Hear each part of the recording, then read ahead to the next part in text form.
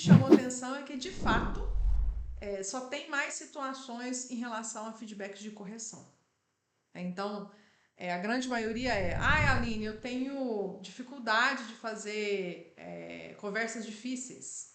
Né? Então, o feedback nessa hora se tornou conversas difíceis. Para mim, particularmente, gente, eu prefiro entender e encarar a ferramenta do feedback como um alinhamento. Um alinhamento de expectativas, um alinhamento, uma conversa, que de fato vai fazer um alinhamento do que é que cada uma das partes espera. Já estou dando alguns spoilers aqui de como fazer um feedback bem feito. Mas é basicamente eu ter uma conversa com o meu liderado, eu ter uma conversa com o meu líder, né? Porque a gente pode fazer essas interações, esses alinhamentos, e deve, né, fazer esses alinhamentos, seja com seu liderado, seja com seu líder, ou seja com seus pares, né? Então, muito importante a gente usar essa ferramenta de alinhamento, né, com qualquer dos níveis. Só, gente, que tem um detalhezinho que já começa a bagunçar tudo. Que para mim é um dos grandes erros, que é o que desencadeia todos os demais.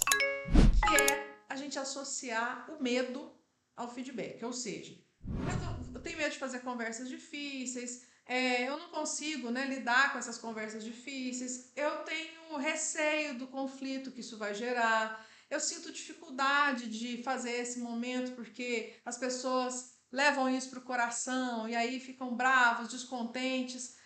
Tudo isso eu entendo que aconteça, né? Eu entendo porque quantas vezes eu já vivi isso na pele, né, gente? Conversas difíceis foi o que não faltou na minha carreira de gestão.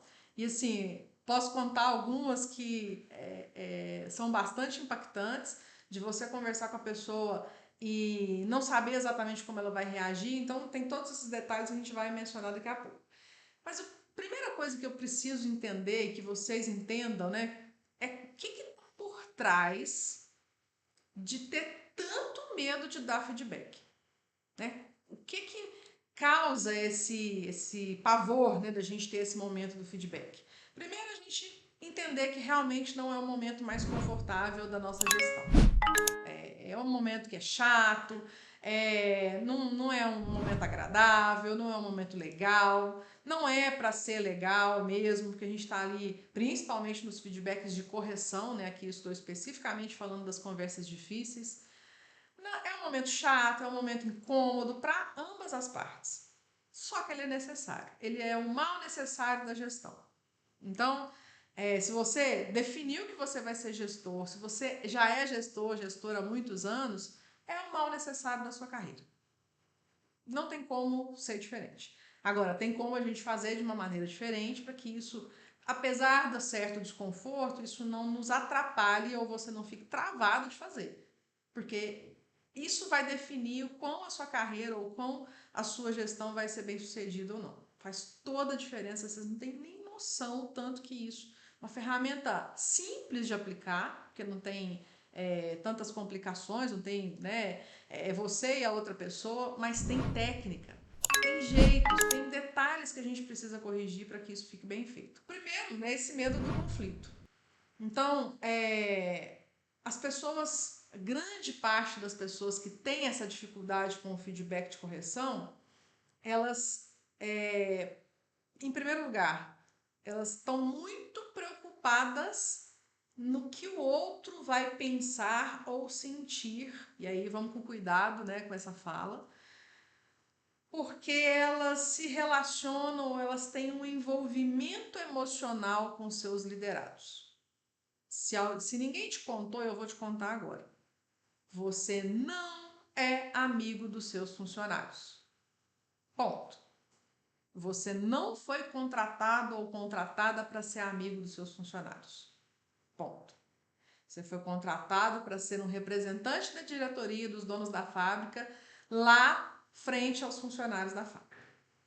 É para isso que você foi contratado. Então, quando você fala assim, sinto muita dificuldade de chamar atenção, porque as pessoas levam para o coração e tal, e ficam descontentes, elas ficam chateadas, bravas. E daí? A pergunta é, cara feia, gente. cara feia não deveria mexer com o seu emocional nesse nível, não. Porque, lógico, né? Fazendo o feedback do jeito certo, você vai despertar na outra pessoa um descontentamento, mas tem que ser um descontentamento para ela se colocar em ação e não para ela ficar revoltada, né? Então, presta atenção se você realmente não está sendo amigo demais, não está se envolvendo emocionalmente demais com seus funcionários. Se você deixou de lado essa representação dos donos da fábrica para poder se colocar mais como representante dos funcionários, de verdade, enquanto gestor, o nosso papel é ser guardião das normas e valores da empresa. É para isso que a gente está ali, né, em uma análise simplista, é para isso que a gente está ali. Então, gente, o que a gente tem que lembrar é que nós estamos ali numa relação profissional que tem um contrato de trabalho que rege as partes, com deveres e direitos, e nada de emocional tem nisso. Ai, Aline, mas é muita insensibilidade, porque isso. Olha, gente, vai por mim. Eu tenho um lema que rege a minha vida profissional. Ninguém é obrigado a gostar de mim.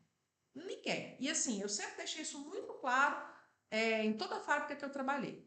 Ninguém é obrigado a gostar de mim, mas todo mundo é obrigado a me respeitar. Eu sou obrigada a respeitar todo mundo, né? Assim como eu não sou obrigada a gostar de ninguém, mas eu sou obrigada a respeitar todo mundo.